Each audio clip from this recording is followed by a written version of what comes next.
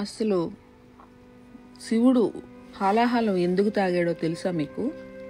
దేవతలకు రాక్షసులకు మధ్య జరిగిన సముద్ర మదనంలో ముందుగా హాలాహలం అనే భయంకరమైన విషం పుట్టింది.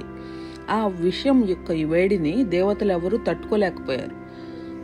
అప్పుడు శ్రీ మహావిష్ణువు పరమేశ్వరుణ్ణి ప్రార్థించాడు. ఈ విషయాన్ని మింగి గొంతులోనే ఉంచుకోమని ప్రార్థించాడు.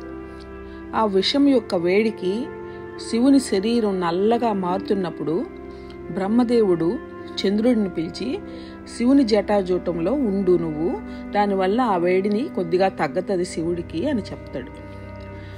చంద్రకిరణాలు వేడిని తగ్గిస్తాయి కాబట్టి చంద్రుడు శివుడి జటాజూటంలో ఉండి తన కిరణాలను ప్రసరించాడు.